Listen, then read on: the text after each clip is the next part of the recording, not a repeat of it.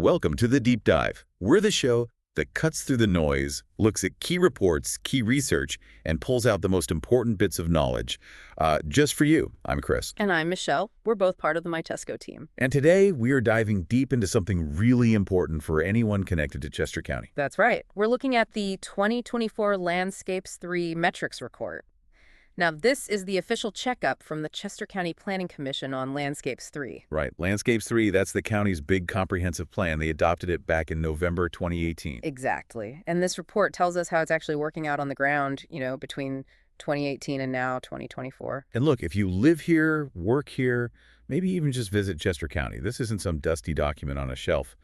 Landscapes3, it affects your daily life. It really does. We're talking about housing, parks, how you get around the local economy. It's all tied into how the county is growing and changing right around you. So if you find this deep dive useful, if it gives you some insight, please do remember to like, share, and subscribe. It helps others find us. Okay, so our mission today, our goal, is to unpack the 18 key metrics the Planning Commission is using. These are the numbers tracking how Landscapes3 has been implemented over the last 6 years or so. Yeah, we're going to pull out the main takeaways, maybe some surprising bits, give you that shortcut to understanding where the county stands without you having to read the whole dense report. Let's do it. Okay, let's unpack this then. Before we get into the weeds of each specific goal in Landscapes3, what are the big, overall findings? What jumped out at you from the 2024 data? Give us the bird's eye view first. Well, the first thing you just can't ignore is the shadow of COVID-19. Its effects, and especially the shift to remote work, are still really visible in the numbers. How so? Public transport is a big one. Bus and commuter rail ridership, they took a nosedive in 2020, 2021. And honestly, they haven't fully bounced back. Oh. Same story, really, for things like attendance at parks and historic sites, or even the number of folks in job training programs. They're recovering, but only partially. But travel times, commute times, those are still shorter than before the pandemic, right? That's interesting. Yeah, they are. And that's almost certainly because of remote work. Just fewer people clogging the roads during those traditional rush hours. Makes sense. Can you put some numbers on that transport recovery or lack thereof? Sure. So MTUC and MyChesCo, it's actually done pretty well recovering. By 2024, it was back up to about 84% of its 2018 ridership. Okay, not bad. SEPTA buses serving the county, they're around 80% of 2018 levels. So also a decent recovery. With the trains. Yeah, SEPTA Rail, that's the outlier. Yeah. The latest data we have, which is for 2023, shows it's only at about 46.5% of its 2019 ridership. Wow, less than half. Exactly. And that really points a finger directly at remote work habits, fewer daily commuters heading into the city. It's created this real split in how different transport modes are being used now. And it's not just getting around. The report flags some long-term shifts in housing too, right? Definitely. We're seeing a bigger slice of new housing units being apartments. Now, owner-occupied homes still make up the majority, but compared to the 2000s, the 2010s, the percentage of apartments being built is noticeably higher. And what about values in places like the boroughs or Coatesville? That's another positive takeaway. Housing assessment values in those areas, the 16 urban centers, are rising at a pretty strong clip. It shows renewed interest, investment in those downtowns. Good to hear. And the classic Chester County strength, open space. Still going strong, protecting open space, building parks and trails, that continues at a really solid pace. One interesting footnote, though, we're seeing fewer really large land projects being protected now. But that's mostly because, a lot of the biggest properties are already safe. Kind of a sign of past success, really. That's a great overview. It really sets the context. Okay, so Landscapes3 has 6 main goals. Let's dig into goal 1. Preserve. This feels like the heart of Chester County, right? Protecting open space, farmland, natural features. It really is fundamental, and the first metric under preserve is just that, protected open space. In 2024, we added another 2,592 acres to the protected list. 2,500, just in 1 year.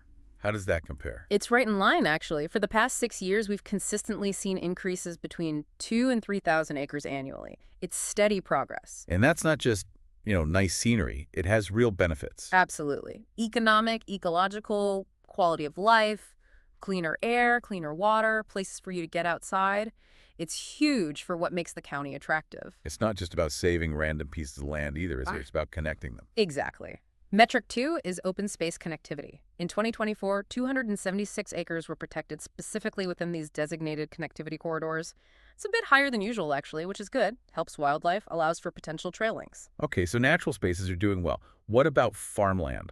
Metric 3, viable and protected farmland. I heard there's a bit of a mixed picture there. Yeah, it's nuanced. So the amount of viable farmland that could be actively farmed actually decreased by about 141 acres in 2024. Okay, so still losing some. We are, but, and this is important, that loss is way smaller than in some past years where we lost over 1,000, sometimes 2,000 acres, mostly to development. Right, but the other side of the coin. The other side is protected farmland. And there we saw a huge increase in 2024. 4,739 acres were newly protected through easements and programs. Wow, over 4,700? That's massive compared to the usual 1,000 or 2,000. It is. So the takeaway is, while some working farmland is still being lost, the effort to permanently protect existing farmland is really ramping up. And some of that protected land might even, rewild over time, become natural habitat. It's a long-term view. Fascinating dynamic. Oh. Okay, let's shift to goal 2. Protect. This is about actively protecting and restoring critical natural resources like streams. Metric 4 looks at municipal ordinances for natural resource protection. Right. And the report says, not much changed here in 2024, really since 2018. Why is that? It's mostly because a lot of towns already did this work, updating their rules back in the 2000s and 2010s. The framework is largely in place. So the focus shifts to how healthy those resources actually are. Which brings us to Metric 5, stream health.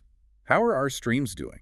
The report suggests stream health, looking at things like aquatic life, has stayed pretty constant since 2018, mostly in the good to excellent range. So does that mean the protections are working perfectly, or is something else going on? Well, the report actually suggests that the year-to-year ups and downs in stream health seem to be more tied to climate factors. Yeah, like rainfall, temperature. Exactly. More so than specific land use changes within the county recently.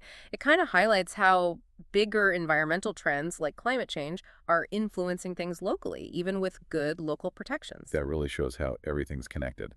Okay, goal 3, appreciate. This is about preserving our history, our historic landscapes. Metric 6, historic inventory and standards. Sounds like a similar story to the natural resources. Very similar. Little change in 2024 or since 2018, again, because many municipalities put these historic protections in place years ago. Got it. But what about bringing that history to life? Metric 7 is historic tourism.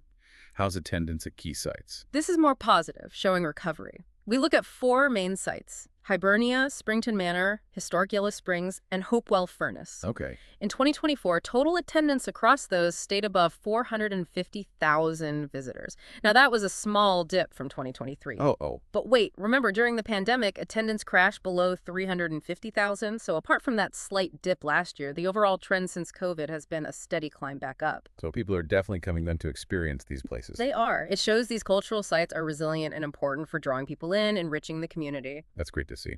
All right, moving on to goal 4, live. This focuses on nurturing diverse communities, housing, access to services.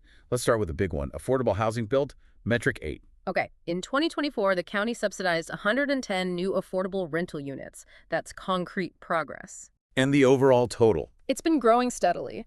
We went from 1,384 designated affordable rental units in 2018 up to 1,631 in 2024. Why is that specific number so important for the county? It's crucial, really. It means our workforce, seniors, families can hopefully find places they can afford to live near jobs, near family. It supports the economy, keeps communities diverse. And beyond just affordable units, what about the types of housing being built overall? That's Metric 9, housing diversity. Right. So for new homes built in 2024, about 35% were single-family detached, the traditional house. 40% were single-family attached, like townhouses, and 25% were multifamily, like apartments. So roughly a third-ish. Is that a change? It is. It continues a trend we've seen since 2020. Before that, multifamily was a much smaller piece of the pie. So what does this shift mean for you, the listener? Why should you care about this mix? Well, it reflects changing needs, maybe younger folks, empty nesters, essential workers looking for something smaller, less maintenance, maybe closer to town. Yeah. By allowing and encouraging this mix, the county helps keep workers here, diversifies the tax base, fight sprawl a bit. It's trying to match housing to how people actually want to live now. Makes sense. Another part of live is parks, metric 10. Access to parks. The number of people living close to a park went up. It did, by about 9,000 people in 2024. So now almost 78% of the county population lives within half a mile of a recreational park. That's over 436,000 people. That sounds great, but is access equal everywhere? Not quite. The report notes that new parks out in western Chester County tend to serve more new people because there were fewer parks there to begin with. Whereas adding a park in the east often covers folks who already had decent access. So future planning might need to target those underserved areas more specifically. Good point. Last one for Love Metric 11. Solid waste. You said there was good news here. Really good news. Back in 2018-2020, we were generating about 300,000 tons of municipal solid waste a year. Okay. In 2024, that number dropped to just over 271,000 tons. Wait, it dropped? Even with more people living here? Exactly. And the waste per person also dropped. It suggests people are doing more recycling and maybe reusing things or just consuming less. It's a quiet win. That really feels like a collective effort paying off. Yeah. You know, every household doing their part. It totally is. It shows that awareness campaigns and individual choices, they really do add up. It's a positive sign of community engagement on sustainability. Fantastic. Okay, goal 5. Prosper. Growing economic strength. Metric 12 is non-residential development. What's happening there? Big numbers here. Over 1.1 million square feet of new non-residential space was built in 2024. Wow. What kind of space is that mostly? Over 70% was commercial or institutional. Think stores, offices, maybe healthcare facilities. It signals strong economic activity, job creation. And that growth is happening across different sectors: ag, industrial, commercial, institutional, continuing a trend since 2018. So the overall business climate seems healthy. How about our specific downtowns, the urban centers?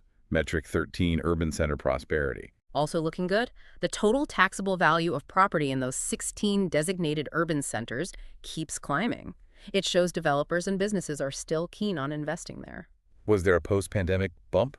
Yeah, there was a bit of a faster pace between 2021 and 2023, probably catching up on projects delayed by COVID. It cooled off just a little in 2024, but still very strong. Keeps those downtowns vibrant. And the workforce itself. Yeah. Metric 14, workforce development progress. Are people getting the training they need? It's recovering. The number of job seekers getting county-funded training bounced back to over 100 in 2024. That's way up from fewer than 50 during the pandemic depths. But not back to pre-pandemic levels yet. Not quite. We were seeing over 150 people getting training back in 2018.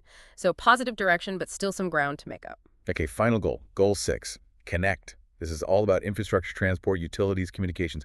Let's revisit public transportation metric 16. We touched on the numbers, but that story of adaptation. It really is a story. AMTRAC, remember, dropped to only 415 daily riders in 2021, but bounced back strongly to nearly 1,461 by 2024. That's over 84% of where it was.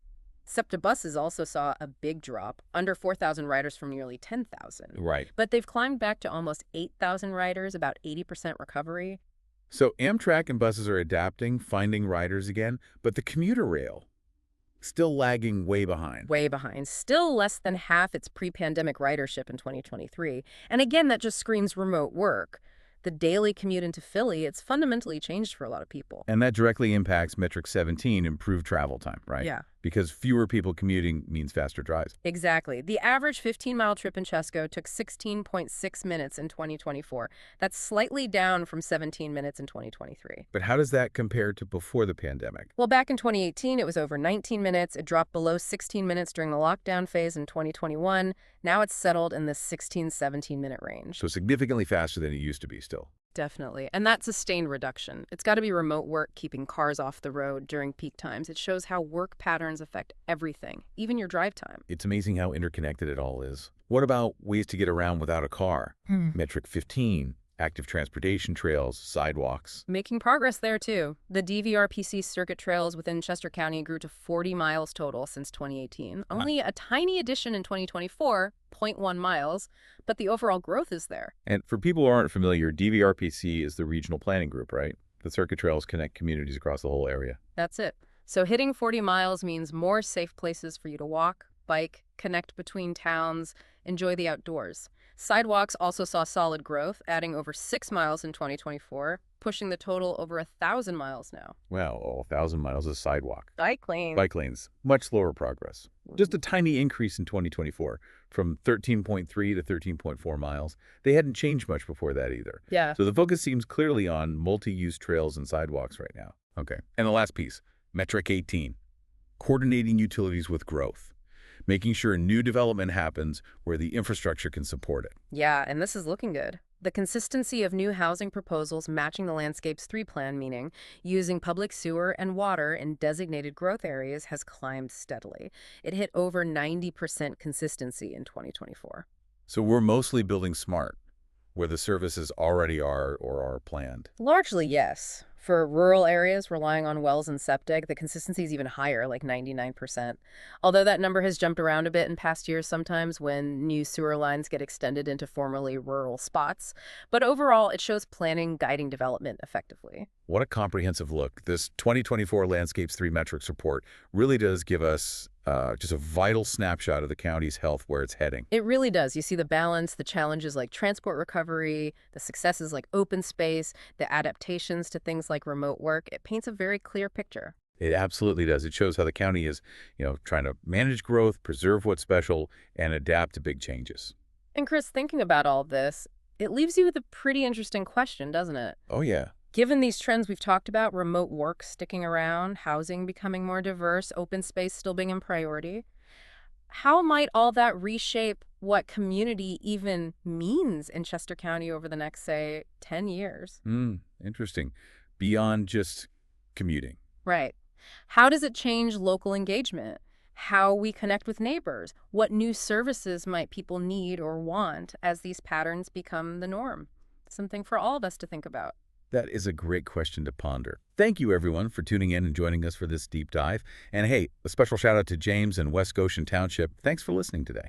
And don't forget, you can find all sorts of Chester County news, information, and events over at MyChesCo.com. We upload a new deep dive like this every Monday. We really want to know what you think about these metrics. Did anything surprise you? Leave your comments below. We'll be back next week with another deep dive. Until then.